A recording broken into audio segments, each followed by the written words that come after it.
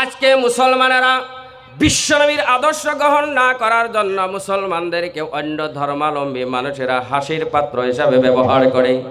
তারা বলে মুসলমানেরা নাকি জোর জবরদস্তি করে মানুষকে মুসলমান বানায়। যারা এই বক্তব্য দেয় তাদের কাছে আমার এক নম্বর প্রশ্ন হলো, আল্লাহর নবী কোন সাহাবীর গর্দানে ছুরি ধরতে গিয়েছিল? একজন আল্লাহর পয়গম্বর এত মুসলমানদের উপরে কেমন করে ছুরি চালালো? বোঝা গেল ইসলাম আচার ব্যবহার চরিত্র দিয়ে প্রসার হয়েছে, ইসলাম ক্ষমতার বলে প্রসার হয় না। মুসলমানদের চরিত্র কেমন হওয়া দরকার? হযরত উমর ইবনুল খাত্তাব রাদিয়াল্লাহু তাআলা আনহু এক দল নিয়ে একদিন সফরের অবস্থায় ছিলেন।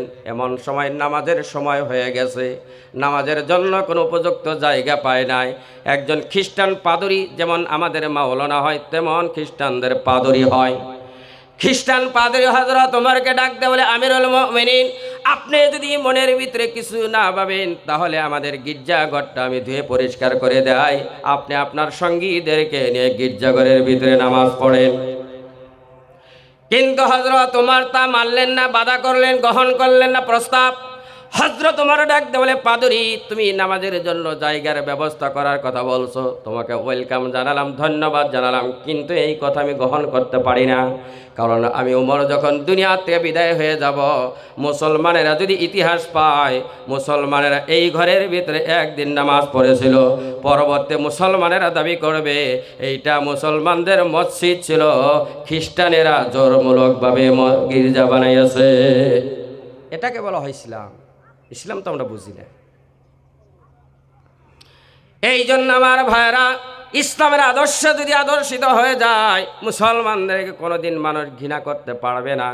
দেখবেন পরিষ্কার পরিচ্ছন্নতা হলো নবীজি বলেন ইমানের অঙ্গ। আর রাস্তা দিয়ে চলবেন যেই সমাজে মুসলমান বসবাস করে, দেখবেন ওই সমাজের বাড়ির সম্মুখে গরু আর ছাগলের গোবর। ঠিক না? ঠিক না? বেশি কইলাম? অপবিত্র অবস্থায় থাকলে আমরা পরিষ্কার পরিচ্ছন্ন হলে ইমানের অঙ্গ। মুসলমানেরা ছেড়ে দিয়েছে, অন্য জাতিরা তা গ্রহণ করেছে। এই জন্য আমার ভাইরা, এক নম্বর আমল দিলে গরিব মিসকিন তাদেরকে খানা খাওয়াও। 2 নম্বরে বিশ্বনবী আমল দিলেন আফসুস সালাম, সালামের প্রচলন শুরু করে দাও। বর্তমান তো সমাজের অবস্থা, বর্তমান ছেলে মেয়ে পর্যন্ত নিজের মা বাবাকে সালাম দেয় না, মা বাবাকে সালাম দিতে তারা লজ্জাবোধ করে। ঠিক না? মা বাবাকে সালাম দেয়। ও আমার যুবক যুবতীরা, কেমন করে তোমার মা বাবাকে সালাম দিতে তোমার লজ্জা লাগে? তুমি তো জানো না তোমার মা বাবার মর্যাদা আল্লাহ পাকের দরবারে কত বেশি। অমুসলমান ভাইরা, মা বাবার মর্যাদা এত বেশি, বিশ্বনবী বলেন কোন সন্তান যদি মহব্বতের নজরে একবার মা বাবার দিকে তাকায়, আল্লাহ পাক ওই সন্তানের আমল নামায় একটা কবুল নফল হজের সব লিখে দেয়। আপনি নফল হজ করবেন, উমরা করবেন, কবুল হবে কি হবে না কোনো গ্যারান্টি আছে? মা বাবার চেহারার দিকে মহব্বতের নজরে তাকান, একটা কবুল নফল হজের সব আল্লাহ পাক আমল নামায় লিখে দেবে। সেই মা বাবাকে সালাম দেয় না, সালাম দেয় বিয়ানিকে।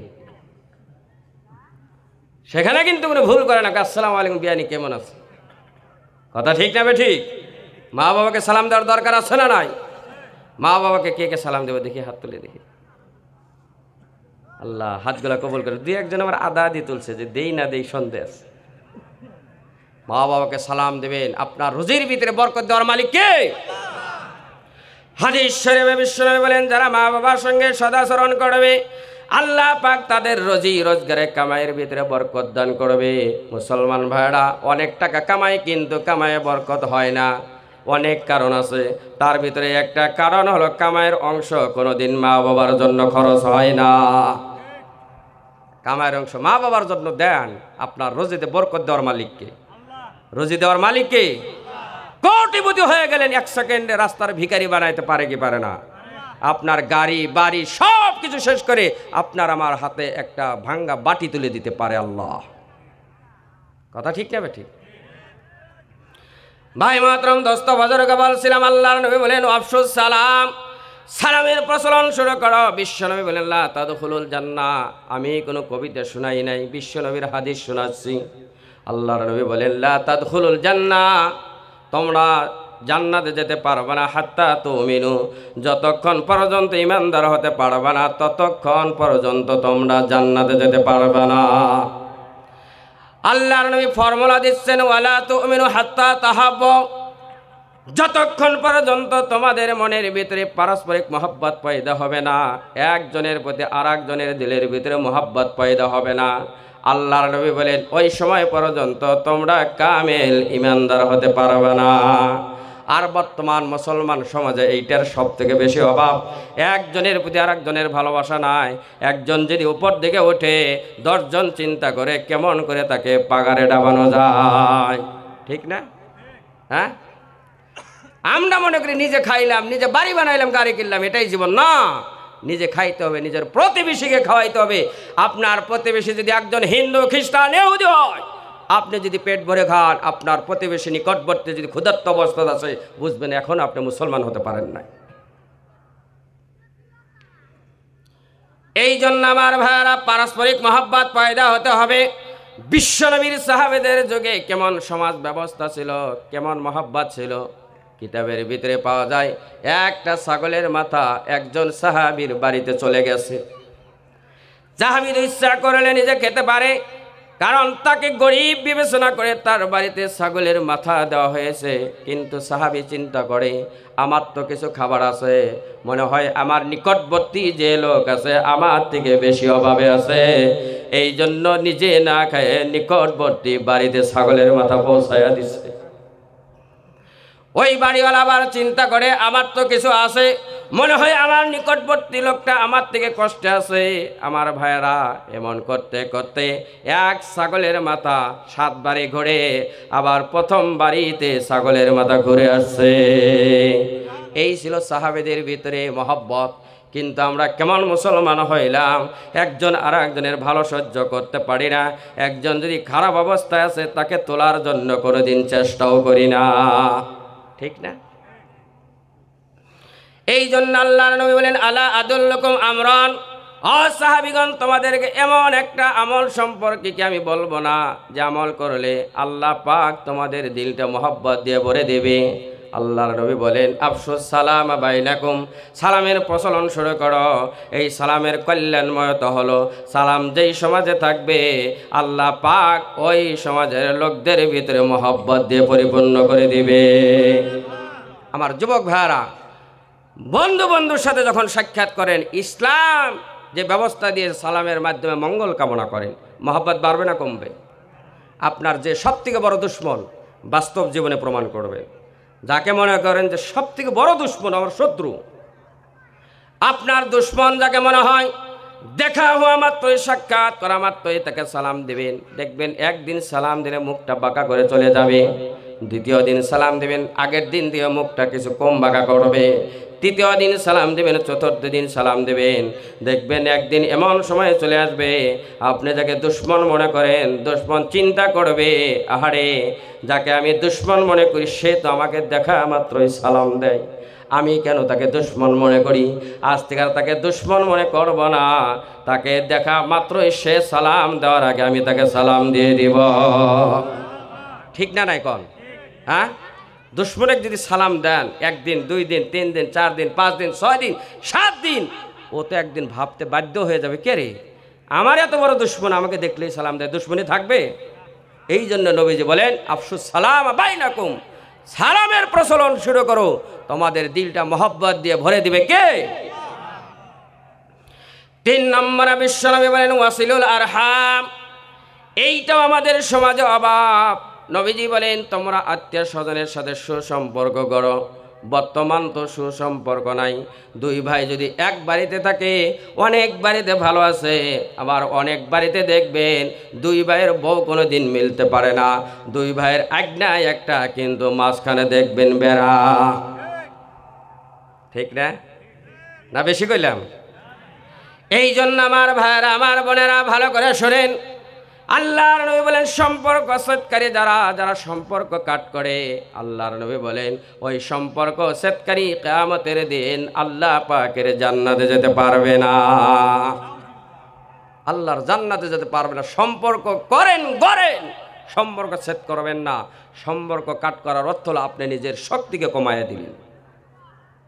সারা সমাজের মানুষ যদি একটা ইউনিটি করে, যদি তারা এক কথায় যদি গোট হয়ে যায়, একত্রিত হয়ে যায়, আপনার পার্শ্ববর্তী কোনো ক্ষমতা আপনার দিকে চোখ রাঙায় দেখার ক্ষমতা রাখবে না।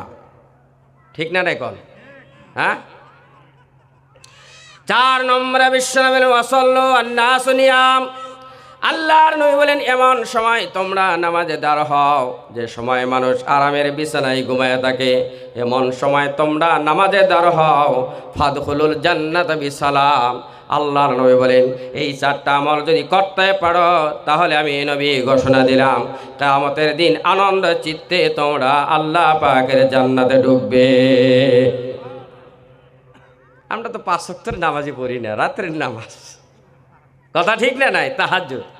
সাহাবীদের জিন্দেগিতে লক্ষ্য করেন, সাহাবারা কেমন করে আল্লাহর গোলামি করত। আমার ভাইরা, আমার বাবারা, বিশ্বনবী একদিন রাত্রে বের হয়ে গেলেন, দেখি আমার সাহাবীরা রাত্রে আরামের বিছনায় আরাম করে ঘুমায় নাকি আল্লাহ পাকের সঙ্গে নামাজের মাধ্যমে গোলামি করে। বিশ্বনবী ঘর থেকে বের হয়ে যাইতে যাইতে আবু বকরের বাড়িতে চলে গেলেন। বিশ্বনবী আবু বকরের বাড়িতে গিয়ে দেখি আবু বকর তো গভীর রাত্রে ঘুমায় না, তাহাজ্জুদের নামাজের মাধ্যমে আল্লাহর গোলামি করে। আর তাহাজ্জুদের নামাজে তিলাওয়াত করে সূরা ইয়াসিন, ইয়াসিন ওয়াল কুরআনিল হাকীম ইন্নাকা লামিনাল মুরসালিন আলা সিরাতিম মুস্তাকিম। আমার বন্ধুগণ, কিন্তু আবু বকর রাদিয়াল্লাহু তাআলা আনহু এত মৃদু স্বরে তেলাওয়াত করে, এত আস্তে আস্তে তেলাওয়াত করে, বাইরে থেকে ভালো করে বোঝা যায় না। আমার বন্ধুগণ, আবু বকর রাদিয়াল্লাহু তাআলা আনহু মক্কায় থাকা অবস্থায় ধনী লোকের একটা লিস্ট ছিল, তার ভিতরে একজন ছিল কিন্তু হযরত আবু বকর। আল্লাহর রাস্তায় খরচ করতে করতে সব শেষ করে দিয়েছিল। বিশ্বনবী দুহাত তুলে দোয়া করলেন, রব্বুল আলামিন, তোমার বান্দা আবু বকর আমার বান্দা গভীর রাত্রে ঘুমায় না, আরাম করে না, গভীর রাত্রে তাহাজ্জুদের নামাজের মাধ্যমে তোমার গোলামি করে। রব্বুল আলামিন, আমার মনটা শান্তি হয়ে গেছে, আনন্দে ভরে গেছে। আল্লাহর নবী দুহাত তুলে দোয়া করেন, আল্লাহ এই আবু বকরের দুনিয়া পরকালের উভয় জিন্দেগি তুমি মঙ্গল দিয়ে ভরে দাও। নবীজির দোয়া। এবার বিশ্বনবী চলে গেলেন হযরত ওমরের বাড়িতে। বাড়ি পাইতে না পাইতেই কানের ভিতরে আওয়াজ চলে আসলো, হযরত ওমর তো গভীর রাত্রে ঘুমায় না, তাহাজ্জুদের নামাজে দণ্ডায়মান হয়ে তাহাজ্জুদের নামাজে সূরা রহমান তেলাওয়াত করে। আর রহমান খলাকাল ইনসান আল্লামাহুল বায়ান।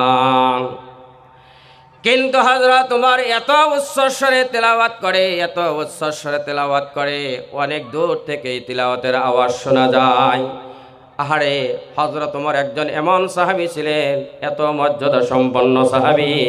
আল্লাহর নবী বলেন, আমার পর তো কোনো নবী আসবে না, আমার মাধ্যমে নবুয়তের ধারাবাহিকতা শেষ করে দেওয়া হয়েছে। তবে আমার পর যদি আল্লাহ পাক কাউকে নবী বানাইতেন লাকান ওমর, আল্লাহ নবী বলেন, তাহলে এই মর্যাদা আল্লাহ পাক হযরত ওমরকে দান করে দিতেন। এত মর্যাদা সম্পন্ন সাহাবী, যে রাস্তা দিয়ে হযরত ওমর একদিন যাইতেন, কয়দিন পর্যন্ত শয়তান যেত না? বলেন, 40 দিন পর্যন্ত শয়তান যেত না, এমন একজন পাওয়ারফুল সাহাবী। আল্লাহ রাব্বুল আলামিনের হাবিব বিশ্বনবী রাহমাতুল লিল আলামিন দুহাত তুলে দোয়া করলেন, রব্বুল আলামিন, এই ওমর একজন এমন লোক, এত ক্ষমতাবান লোক, রাত্রে গভীর রাত্রে ঘুমায় না, তাহাজ্জুদের নামাজে দণ্ডায়মান হয়ে তোমার গোলামি করে। আল্লাহ, আমার মনটা ভরে গেছে, আমি তোমার কাছে দোয়া করলাম ওমরের জীবনটাও দুনিয়া পরকালের মঙ্গল দিয়ে তুমি ভরে দাও। নবীজি চলে গেলেন। ফজরের নামাজ পড়া হলো। ফজরের নামাজের পর বিশ্বনবী সাহাবীদেরকে বলে, তোমরা চলে যাও, আবু বকর ওমর তোমরা দুইজন দাঁড়াও, তোমাদের দুইজনের সঙ্গে আমি নবীর আলাপ আলোচনা আছে। হযরত আবু বকর ওমর রাদিয়াল্লাহু তাআলা আনহুমা দুজন রয়ে গেলেন। প্রথমে আবু বকরকে ডাক দিয়ে বলে, আবু বকর, রাত্রে তোমার বাড়িতে আমি মেহমান হয়েছিলাম। আবু বকরের চেহারার রং পরিবর্তন হয়ে গেছে নবী গো, জানতে পারি নাই আপনি আমার বাড়িতে গিয়েছিলেন। আল্লাহর রাস্তে আপনি আমাকে মাফ করে দান।